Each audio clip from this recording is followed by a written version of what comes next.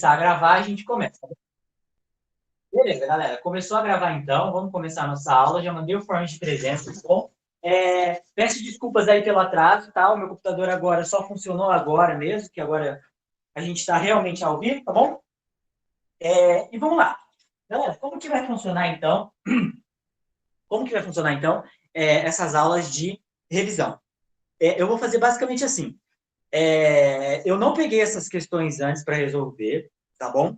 O que eu fiz foi dar uma olhada no simulado e ver quais questões tinham um assunto, pelo menos que se relacionava à física 1, tá bom? Às vezes as questões elas cruzam, né, frente, tá? E aí o que a gente vai fazer vai ser resolver mesmo. Se eu resolver uma questão que às vezes tem mais a ver com a frente de outro professor, bom, paciência, tá bom? Nunca vai ser demais. Beleza? Então, eu não resolvi elas antes, eu estou resolvendo agora para ser justo. Eu posso não resolver tão rápido como vocês, porque eu não treino tanto quanto vocês, tá? Mas eu espero acertar as questões, espero resolver as dúvidas que vocês tiverem enquanto a gente for resolvendo. E o foco realmente não não é eu dar a aula de novo para vocês, tá? É eu falar os conceitos que são relevantes para resolver a questão e resolver a questão. Tá bom? Então, se todo mundo estiver pronto, a gente vai para a questão 94, tá? Vou ler a questão. A Lua está se afastando da Terra a uma velocidade de 3,77 centímetros por ano, tá? Então, vamos lá começar a nossa questão, tá? Eu tenho aqui a Terra e eu tenho aqui a Lua, tá? E o exercício fala que a Lua está se afastando da Terra, tá? E essa velocidade de afastamento que o exercício fala é de 3,77 centímetros por ano. Tá bom? Beleza. E aí, toda a questão do Enem, ela tem uma parte que é relevante e uma parte que é totalmente irrelevante. Tá bom? Que é esse resto. Explica a BBC, a pesquisadora, lá, lá, lá, lá, lá, lá, lá, blá, blá, blá, blá, blá, blá. Nada disso é relevante. Se você não viu número ou não viu nenhum termo relacionado à física, então não é relevante. Tá? Voltando. Atualmente, a distância entre a Lua e a Terra é de aproximadamente essa distância, tá? Que eu vou por aqui, ó, eu vou chamar de R0, tá? R é o raio da distância entre a Terra e a Lua, tá? Eu fiz um erro aqui, então é a distância entre o centro da Terra e o centro da Lua. Tá bom? Esse R0, o exercício fala que é de 384,4 vezes 10 ao cubo quilômetros, tá? Então, só para a gente dar um asterisco aqui. Nada disso, por enquanto, está no sistema internacional, tá? E, se não me engano, nem a resposta é. A resposta também não está em sistema internacional, está em anos, tá? Então, o tempo em sistema internacional era segundos. Então, preparem-se no Enem para aprender a não resolver as questões no sistema internacional. Porque, às vezes, quando você quer resolver as questões só no sistema internacional, você vai ter que converter tudo para o sistema internacional e depois desconverter as coisas para o sistema que o próprio exercício quer, tá bom? Então, estejam preparados para isso, tá bom? Para resolver as coisas no sistema internacional. E aí, a conversão de unidades vai ser fundamental para a gente, que foi o que eu ensinei na última aula do curso, tá? Que era de análise dimensional. Voltando para o exercício. O tempo que a Lua leva para dar uma volta completa na Terra é de 28 dias, tá?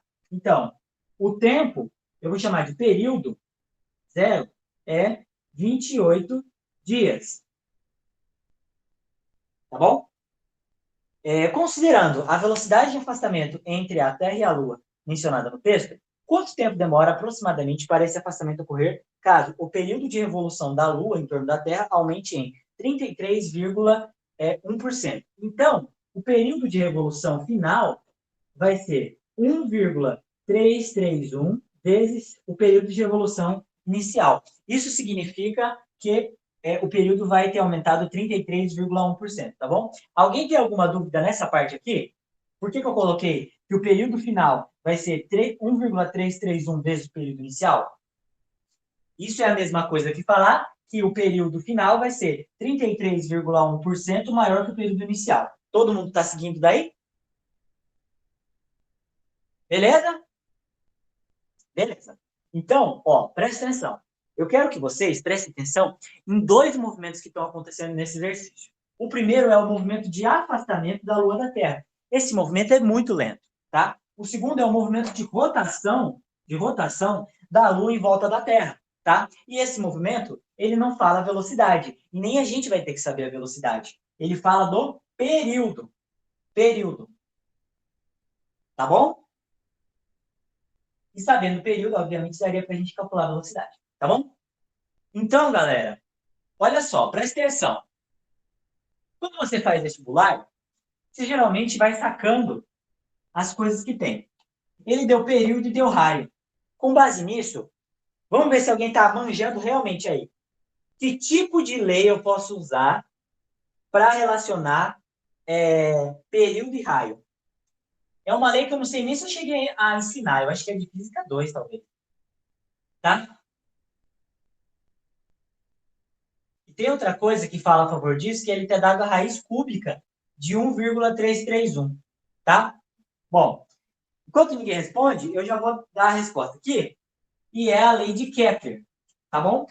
É a lei de Kepler que relaciona os raios, ela relaciona os raios aos períodos de rotação.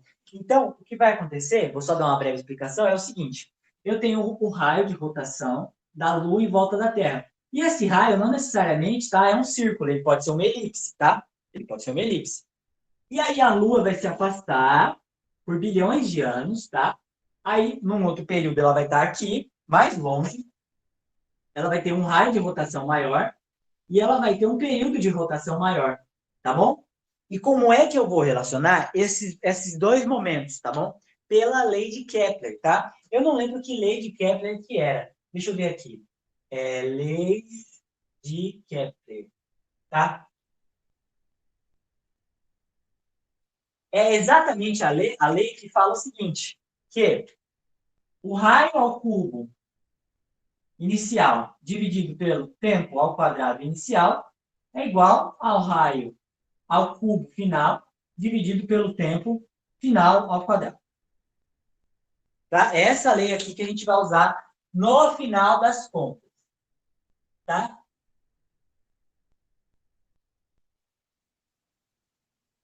Aqui não fala. As três leis de Kepler. Bom, enfim, não vai. Isso aqui, eu acho que é a terceira lei de Kepler, tá? Se não me engano, é a terceira lei, tá? A primeira lei fala que as órbitas são elípticas. Eu acho que a segunda fala que tempos iguais são áreas iguais, né? E a terceira lei é essa aqui, tá bom? Beleza? Ó, agora, vamos substituir aqui, tá bom? Vamos substituir aqui. Ó, o R0 é isso aqui, tá? Então, eu vou pôr assim, ó, entre parênteses, 384,4 vezes 10 ao cubo, tá? E vai ficar assim, dividido por, ó, agora eu quero dar uma mandinga para você, tá? Não vamos pôr 28, tá? Eu vou pôr T0. Por quê? Olha só o que vai acontecer. O T' que está aqui, ó, esse R' eu não sei quanto vai dar, né? Ele é incógnita. Tá? Eu não sei qual vai ser a distância final, tá? Mas eu sei que o T', ele está em termos de T0. Porque eu sei que ele me falou que o período final vai ser 33,1% do período inicial. Então, ao invés de pôr T' ao quadrado aqui, eu vou pôr 1,331 T0 ao quadrado. Tá bom? Uma dica para vocês. Heitor, como que eu sei nessa fórmula qual que é o cubo e qual que é o quadrado? Um jeito que eu usar para tentar pensar é, eu tenho o raio, que é uma dimensão de espaço, e eu tenho o tempo, que é uma dimensão, o período, que é uma dimensão de tempo. Eu sei que o espaço tem 3 dimensões, então eu levo ao cubo. E eu sei que o tempo tem 2 direções, para frente ou para trás. Então eu levo ao quadrado, tá bom? No fim, o tempo não tem 2 direções, o tempo só vai para frente, tá? Mas é uma forma que eu usava para decorar, para saber o que estava ao quadrado e o que estava ao cubo, tá bom? Beleza? Então, olha só que interessante, né? O que eu vou fazer é distribuir esse quadrado aqui, tá? Eu vou jogar um pouquinho para o canto, para a gente ter espaço para fazer toda a conta, tá? Então, eu vou copiar 384,4 vezes 10 ao cubo, tá? Dividido por T0 ao quadrado é igual a... E deixa eu diminuir um pouco esse T0. É igual a R ao cubo, R' ao cubo, né? 1, ó, 1,3331 ao quadrado vezes T0 ao quadrado. Então, eu fiz a distributiva desse quadrado, tá? Uma coisa vezes a outra ao quadrado é uma coisa ao quadrado vezes a outra coisa ao quadrado, tá bom? E aí o que eu vou fazer agora vai ser, eu tenho T0 aqui e eu tenho T0 aqui. Imagina se você está no Enem, se você pega e multiplica 1,331 por 28, você já perdeu um puta do tempo. Aí você tem que elevar ao quadrado, você vai perder um tempo gigantesco, tá? Então, ó, no Enem, você vai fazer conta só quando for 100% necessário. Você vê, não dá para eu seguir o exercício sem calcular isso aqui. Você chegou na resposta, então eu tenho que calcular isso aqui para dar a resposta, tá? Se não for necessário, você não faz a conta, porque pode cancelar e você ganha tempo, tá? Então, ó, o que eu vou fazer vai ser cancelar esse T0 ao quadrado com esse T0 ao quadrado, tá? E aí, galera, o que eu vou fazer é o seguinte, eu vou isolar esse R' ao cubo aqui, e eu vou falar que ele vai ser igual a 384,4 vezes 10 ao cubo, e tudo isso ao cubo, tá? Vezes 1,331 ao quadrado. Tá bom? E aí, olha só o que vai acontecer.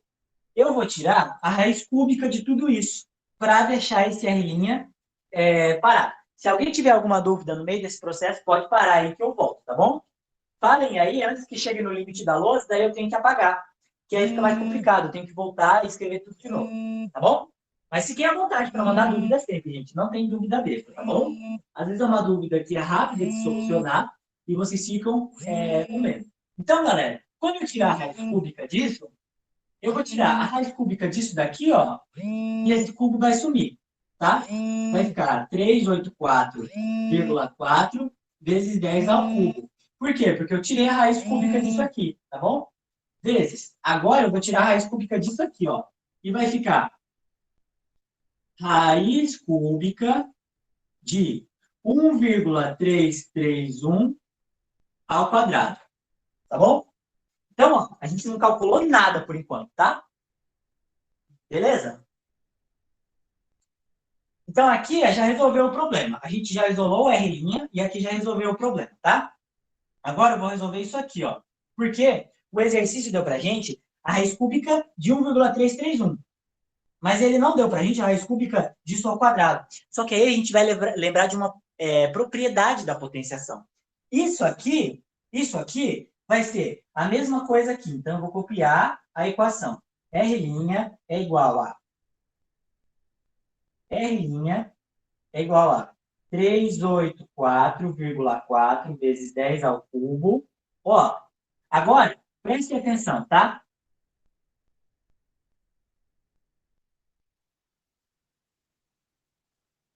Joguei para cá para ter espaço, tá? Agora, ó, preste atenção. Tá vendo que aqui, primeiro eu pego 1,331 e elevo ao quadrado, e depois eu tiro a raiz cúbica? Então, agora, o que eu vou fazer, eu posso fazer, primeiro tirar a raiz cúbica, 1,331, e depois multiplicar ao quadrado. Tá? Eu sou permitido a fazer isso. Todo mundo sacou esse passo? Então, ó, aqui eu só mudei a ordem, tá bom? Eu só mudei a ordem das operações que eu faço. Se primeiro eu faço a operação de elevar ao quadrado e depois eu tiro a raiz, eu posso, então, fazer a operação de tirar a raiz e depois elevar o resultado ao quadrado, tá? Essas operações são intercambiáveis, tá bom? É uma propriedade de potenciação. Até porque, quando eu tiro a raiz, eu estou elevando esse número a um número racional. Nesse caso, 1/3. Todo mundo sacou isso aqui que eu fiz? Para a gente poder seguir? Alguma dúvida até agora? Então, o que eu quero que vocês saquem até aqui foi física. O que eu estou fazendo a partir do momento que eu montei a fórmula é matemática, é álgebra, tá bom? Então, se você tem dúvida a partir daqui, você tem dúvida em álgebra. Se você tem dúvida aqui, você tem dúvida em física, tá bom? E é óbvio que para ser bom em física, você tem que ser bom em álgebra. Mas a parte boa é que é treino, álgebra é treino, tá? E aí ele fala para mim que a raiz cúbica de 1,331 é 1,1. E daí eu coloco aqui, ó, R' é igual a 384,4 vezes 10 ao cubo. E aí, isso aqui vai dar 1,1. 1,1 ao quadrado, tá? Eu já sei isso de cabeça, mas se você quiser, você calcula na hora. Agora, você vê que não tem mais jeito de deixar isso sem calcular, então você vai ter que calcular. Então, R' vai dar 384,4 vezes 10 ao cubo, tá? 1,1 ao quadrado vai dar vezes 1,21, tá? No Enem, vocês não vão ter calculadora, mas aqui eu tenho calculadora e para acelerar a resolução eu vou usar ela, tá? Eu vou multiplicar 384,4 por 1,121, tá? 384,4 vezes 1,21 vai dar 465. Deixa eu ver aqui. Então, R' vai ser igual a 465,124 vezes 10 ao cubo, e a unidade final era quilômetros. Tá? Então, a gente usou as leis de Kepler para descobrir quanto que vai ser o raio final, tá? Então, a gente já tinha o raio inicial e agora a gente descobriu o raio final. Todo mundo sacou? Beleza? Posso apagar?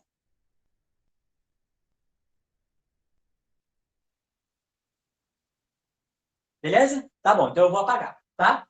Quem quiser tirar print pode tirar e eu vou apagar.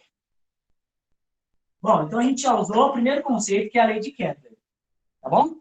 Que não sei se fui eu que ensinei para vocês, eu não me lembro, mas se pá que foi. Ou se pá que foi a frente 2, tá? A frente 3 eu acho que não foi, mas pode ter sido.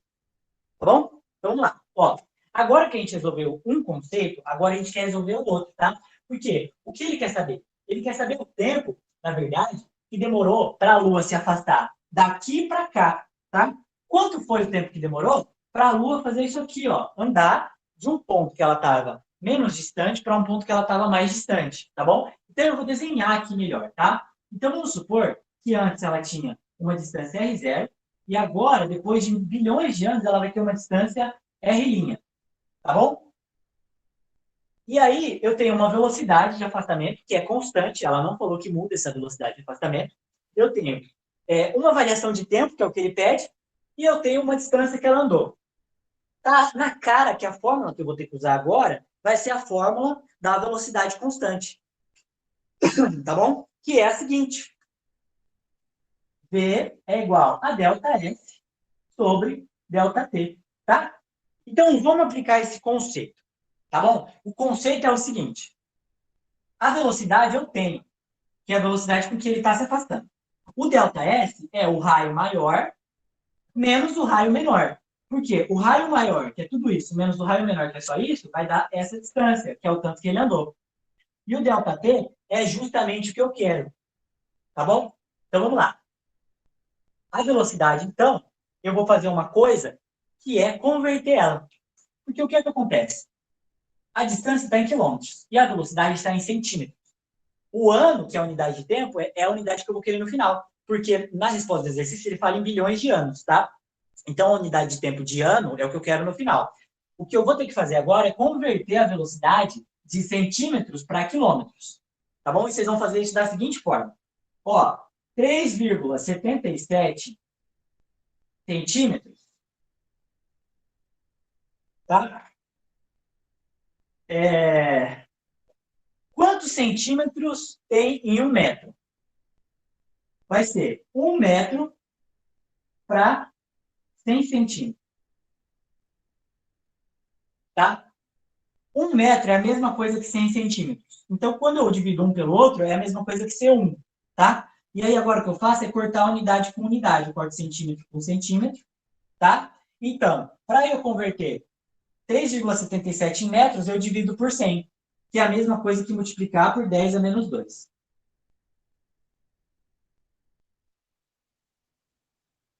Então, 3,77 centímetros é a mesma coisa que falar 3,77 vezes 10 a menos 2 metros. Tá bom? E eu sei que em 1 quilômetro eu tenho 1.000 metros, que são 10 ao cubo metros. Tá bom? Então, eu corto metro com metro, tá? E aí eu vou ter que dividir por 10 ao cubo, que é a mesma coisa que multiplicar por 10 a menos 3. Então vai dar 3,77 vezes 10 a menos 5 quilômetros. E aí tinha a unidade que tinha antes, que eu não mexi nela, por ano. Alguma dúvida nessa conversão? Foi só um parênteses, tá? Eu converti, então, a velocidade que estava em centímetros por ano para quilômetros por ano, tá? Como eu não queria mudar no ano, eu ignorei o ano, tá? Eu ignorei o ano, tá? E eu mudei só a métrica. Então, eu peguei ela em centímetros, daí eu falei que um metro tem 100 centímetros. Multiplico por 1 metro dividido por 100 centímetros, tá? Opa, deixa eu voltar ao foco. Centímetro cancela com centímetro, então vai ser só dividir por 100, tá? Então eu multiplico por 10 a menos 2, que é a mesma coisa que dividir por 100, tá? E aí agora está em metro. E aí eu vou querer passar por quilômetros. Eu sei que em 1 quilômetro tem 10 ao cubo metros, que dão 1.000 metros, tá? Cancelo o metro com metro, sobra o quilômetro, que está aqui, tá bom? E daí fica 3,77. Quando eu divido 10 a menos 2 por 10 a 3, vai dar 10 a menos 5. Tá bom? Fiz de um jeito bem rápido aí, porque eu acho que vocês já estão afiados. Tá bom? Se alguém tiver dúvida, pode me falar, não tem problema nenhum, tá? Às vezes é uma dúvida pontual nisso. Tá bom? Então, agora que a gente tem a velocidade em quilômetros, eu vou poder usar o ΔS em quilômetros. Tá bom? Então, vamos lá. 3,77 vezes 10 a menos 5, que é a velocidade, em quilômetros por ano, tá? Vai ser igual. E aí, agora eu vou ter que calcular R' menos R0, tá? Então, vai ser 465,124 menos inicial 384,4. Tudo isso vezes 10 ao cubo, tá? Eu já coloquei o 10 ao cubo em evidência. Beleza? E aí agora eu vou calcular aqui, tá? 465,124 menos 384,4. Vai dar 80,724. Então, e aqui vai ser dividido por ΔT. Tá? 3,77 vezes 10 a menos 5, tá? E aí aqui, ó, eu fiz essa conta de menos, tá? Que deu 80,724 vezes 10 ao cubo dividido por ΔT. Todo mundo acompanhando até aqui? Beleza? Beleza. Ó, eu quero que vocês saquem uma coisa. Esse ΔT não tem nada a ver com período, tá? Período é o tempo que demora para ela girar. Esse ΔT foi o tempo que ela demorou para vir daqui até aqui, que são bilhões de anos, tá bom? Não tem nada a ver com período, tá bom? E aí agora matamos, tá? Porque aí vai ser só dividir. Eu jogo o ΔT multiplicando para cá e jogo isso daqui para cá. Então vai ficar 80,724 vezes 10 ao cubo dividido por 3,77 vezes 10 a menos 5. Tá?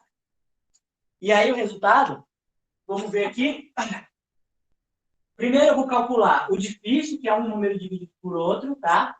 Dividido por 3,77, que vai dar 21,41. Então, o ΔT vai dar 21,41, tá? E quando eu fizer aqui, ó, 10 a 3 dividido por 10 a menos 5 vai ser 10 a 3 vezes 10 a 5, tá? Então, isso aqui no final vai dar 10 na 8 anos, tá bom? Mas, se vocês virem nas respostas, tá? Não está em anos, está em bilhões de anos, tá? Basta pensar que 1 bilhão de anos são 10 a 9 anos, tá bom? Então, o que eu vou fazer vai ser jogar um coisinho para cá, tá bom? Eu vou jogar um coisinho para cá e vou aumentar um número no 10, tá? Então, tá, 21,41 eu vou virar 2,14 vezes 10 a 9. Então, o ΔT, então, deixa eu pôr aqui em azul. O ΔT, então, vai ser 2,14 vezes 10 na 9 anos, que é, tá? 10 a 9 anos é 1 bilhão de anos, tá? Então, o ΔT vai ser 2,14 bilhão de anos. Letra C.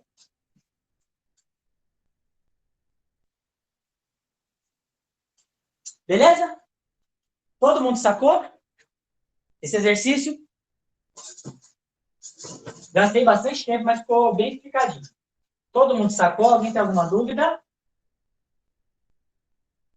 Show, vamos pro próximo. Quem quiser pode falar, tá bom? Deixa eu pegar aqui o próximo exercício. Vai ser o 97. Tá, ninguém se manifestou, então vou apagar aqui.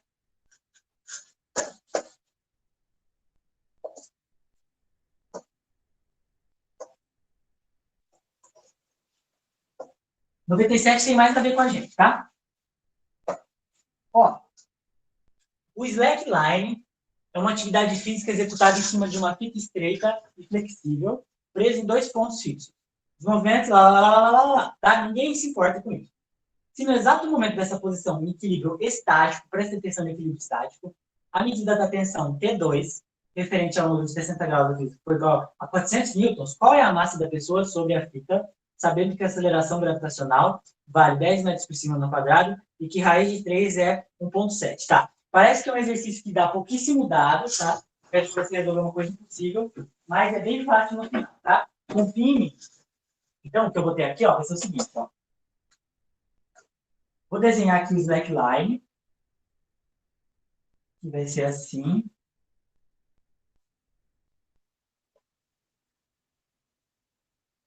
Tá? Beleza. Então, ó, presta atenção. Aqui são 60 graus. E aqui são 30 graus. Tá? E agora eu vou desenhar para vocês as forças que estão envolvidas aqui, tá bom? Então, aqui tem a tensão 1. Aqui tem a tensão 2. E aqui tem a força peso. Tá? E aí, o que está falando? Ó, presta atenção. O que ela está falando é que isso aqui está em equilíbrio estático. Se está em equilíbrio estático, todas as forças estão se equilibrando, tá? Então, a resultante disso aqui tem que ser zero, tá? O segredo para resolver esse exercício, o segredo fundamental para resolver esse exercício é olhar as coisas em componentes. Então, eu vou olhar tudo em relação ao eixo X e vou olhar tudo em relação ao, tudo em relação ao eixo Y e tudo em relação ao eixo X, tá bom? Então, vamos lá. Vamos dividir, então, as componentes em, as tensões em suas componentes, tá? A T1, ela vai ter um ângulo de 30 graus, tá? Aqui, e ela vai ter um ângulo aqui, tá? Essa é a componente X da T1 e essa é a componente Y da T1, tá? E aqui é 30, tá? Então, aqui vai ser, ó, vai ser T1 vezes o cosseno de 30 vai ser essa, e T1 vezes o seno de 30 vai ser essa. Tá? Aqui vai ser T1 cosseno de 30, e aqui vai ser T1 seno de 30. Tá? Se vocês estiverem na dúvida aí como converte, é só fazer do jeito longo, tá? Você faz seno é cateto oposto sobre hipotenusa, e aí você faz esse lado vezes sobre T1, tá? Eu não vou fazer para acelerar as coisas, tá bom? E aí vamos resolver a outra, T2. T2 está aqui. Aqui vai ser a componente de x de T2. T2x, que vai ser, aqui é 60. Aqui vai ser T2 cosseno de 60. E aqui vai ser T2 seno de 60. Tá bom? Beleza? E a força peso está só para baixo. Tá? Beleza. Então, vamos lá. Ó, então, eu vou ter, em relação ao eixo X, eu só vou ter as tensões, as componentes das tensões. E se a resultante é zero, significa que a força que está sendo feita para cá vai ser a força que está sendo feita para cá, tá? Então, as duas têm que ser iguais, tá? Então, a componente que está vindo aqui para a esquerda é T1 seno de 30. E a componente que está vindo aqui para a direita é T2 seno de 60.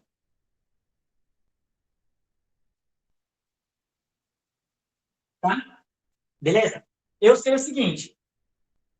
Eu sei o seguinte. Ele me deu T2. Ele falou que T2 é 400. T2 é 400 newton. Tá? E eu sei seno de 30 e seno de 60. Então, vamos lá. T1 eu não sei. Seno de 30, meio. T2 ele me deu, é 400. Seno de 60, raiz de 3 sobre 2. Tá? Nessa hora, eu já cancelo essa, já cancelo essa. Tá? Cancelo sobre 2 com sobre 2. Fica que T1 é igual a 400 raiz de 3 newtons. Eu não vou fazer essa conta agora. Não me interessa essa conta agora. Tá bom? Não interessa. E aí agora, o que eu vou fazer é calcular o equilíbrio na horizontal. O equilíbrio na horizontal vai ser o seguinte. Eu vou ter T1 e T2 puxando para cima e eu vou ter a peso puxando para baixo. Tá? Então, a soma das forças que estão puxando para cima tem que ser igual à soma das forças que estão puxando para baixo para tudo estar em equilíbrio. Tá? Então, o que é que está puxando para cima em T1? É T1 cosseno de 30. Deixa eu dividir as coisas aqui. Então, T1 cosseno de 30 mais. O que é que está puxando para cima em T2? É T2 cosseno de 60. T2 cosseno de 60, a soma das forças que estão puxando para cima tem que ser igual às forças que estão puxando para baixo, que é a força P. Beleza? Beleza. Vou tirar. Isso aqui ficou horrível, esse vetorial aqui. Faz o maior sentido. Tá bom? Então vamos lá. Ó, eu sei quanto que é T1 e eu sei quanto que é T2. E eu sei cosseno de 30 e cosseno de 60. Já matei, tá? Então, T1 é 400 raiz de 3. Cosseno de 30, raiz de 3 sobre 2. Mais T2, 400. Cosseno de 60, meio. Tá bom? Isso aqui é igual a P. Beleza? Então vamos lá. Raiz de 3 vezes raiz de 3 dá 3. Tá? Então fica. E 400 dividido por 2 dá 200. Tá? Dividir 400 por 2, vou multiplicar a raiz de 3 por raiz de 3, vai dar 3. Mais. Perdão, 400 vezes meio dá 200. E isso é igual a P, tá? Então, vai dar 600 mais 800. Opa, 600 mais 200, perdão. Igual a P. Então, P é 800 newtons. Tá? E ele quer o quê? Ele quer a massa da moça. Errei.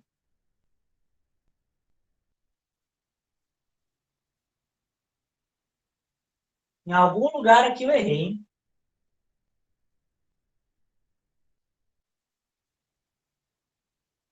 Não tá batendo. Vamos lá. Vamos ver onde eu errei, então. Igualar um lado com o outro lado, tá? Aqui vai ser 30. Isso aqui vai ser T1 seno 30. Isso aqui vai ser T2 seno de 60. T1 seno 30 é igual a T2 seno de 60. Seno de 30 é meio, seno de 60 é raiz de 3 sobre 2. Então, T1 vai ser igual a 400 raiz de 3 mil. Beleza. Aqui em cima vai ser T1 cosseno de 30 mais T2 cosseno de 60 é igual a força-peso. Tá. 400 raiz de 3 vezes raiz de 3 sobre 2 mais 400 vezes meio vai ser igual a P.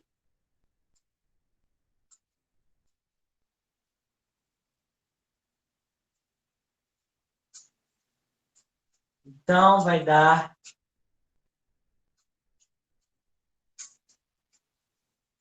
Onde raios eu tô errando aqui, hein?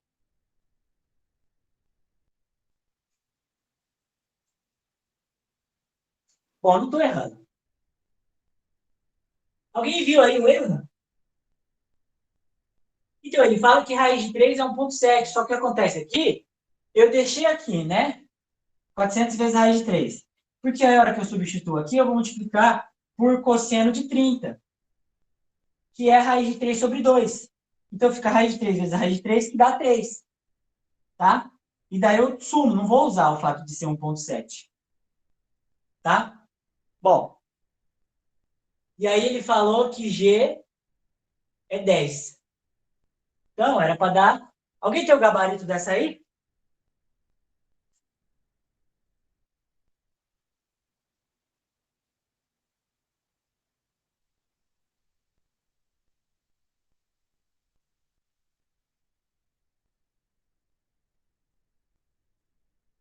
Bom, era para dar 80 quilogramas. Tá?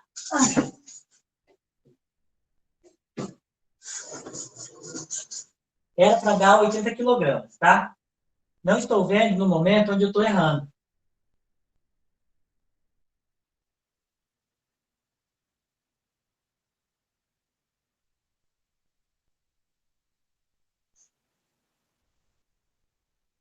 Mas, se fosse para eu chutaria em 77,8, que é o mais próximo. Tá bom? Vamos ver, 30 e 60. 30,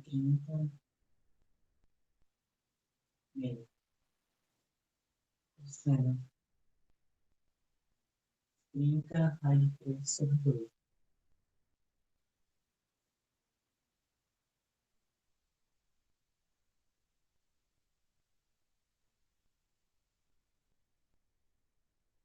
É 1 seno 30 igual a T2 seno 60.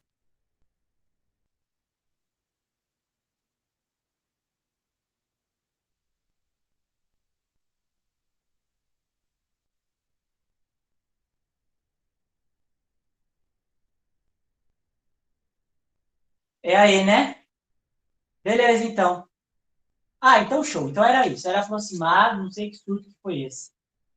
Tá?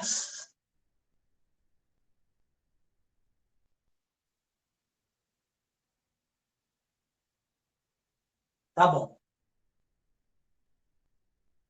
Então fica aí. Se vocês acharem onde eu errei, me falem. Tá bom? Não sei realmente onde eu errei. Tá bom? Final, letra E. Beleza? Tá. Alguma dúvida nessa? Se alguém achar aí onde eu errei, pode me mandar.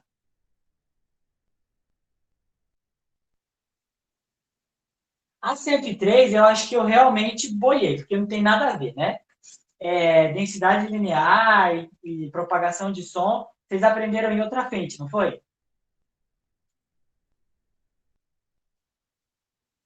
Propagação de som numa corda foi isso. Não, então não é minha frente, fechou.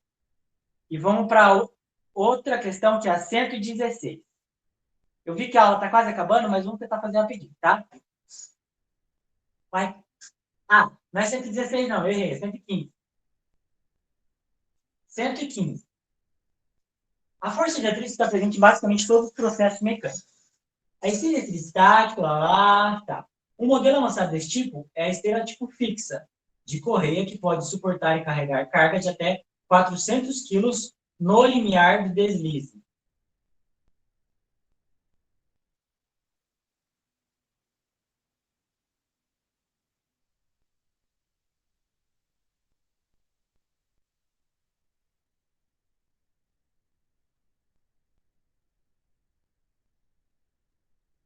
Tá, então vamos lá. Ó, seguinte, deixa eu apagar, que essa daí dá para fazer rapidinho, tá?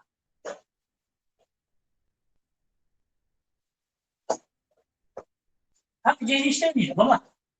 Ó, então eu tenho uma esteira, tá? Essa esteira, ela é horizontal, tá? Essa esteira, ela é horizontal, ela puxa o objeto para cá, vamos supor, tá? E aí tem um objeto aqui, tá bom? Se o objeto for muito pesado, o objeto faz uma força P para baixo, tá? E aí ocorre uma força normal para cima. Se o objeto for muito pesado, o que vai acontecer vai ser que a esteira vai puxar, né? Ela não vai dar conta de puxar o objeto, ela vai deslizar por baixo do objeto, tá bom?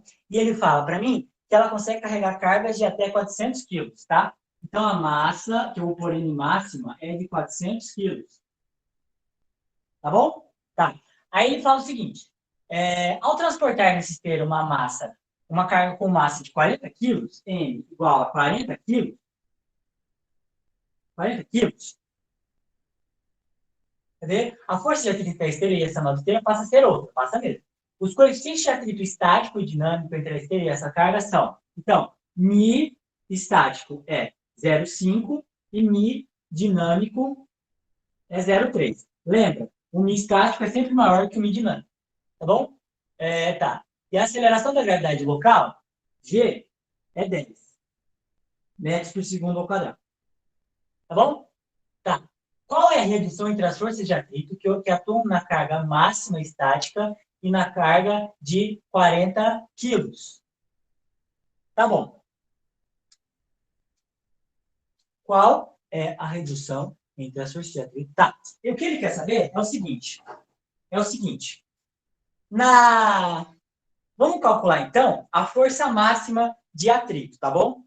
Para lembrar, a força de atrito, ela é o coeficiente de atrito estático, na força de atrito estático, vezes a normal, tá? Nesse caso, a normal é igual ao peso.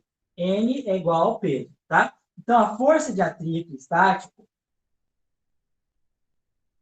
ela vai ser Mi de estático vezes M, nesse caso eu vou pôr a M zona, vezes G. Tá bom? E aí agora, pessoal, eu quero que vocês prestem atenção numa coisa.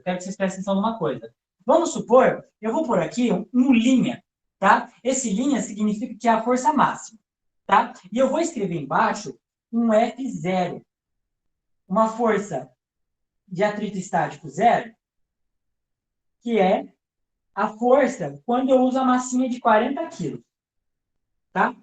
Tá bom? Ele quer a relação entre as duas forças. Qual é a redução que ocorre entre as duas forças, tá? A redução como é em porcentagem, ele quer uma dividida pela outra. Então, ao invés de eu calcular toda essa força e calcular toda essa força, olha o que eu vou fazer. Eu vou dividir essa equação por essa equação, tá? Eu divido uma pela outra. E aí, olha só o que acontece. Isso aqui era o que eu queria. A força de atrito máxima dividido pela força de atrito da massa de 40 quilos, que é esse Mzinho aqui, tá? Quando eu faço isso, eu percebo que o coeficiente de atrito estático é o mesmo para as duas, porque ele depende da esteira e da massa. E a gravidade é a mesma. Então, o que eu descubro é que, passando para cá agora, a força de atrito estático máxima dividido pela força de atrito estático quando eu estou fazendo uma força só de 40 quilos, ela é a divisão entre as massas. Tá? Então, a relação entre essas duas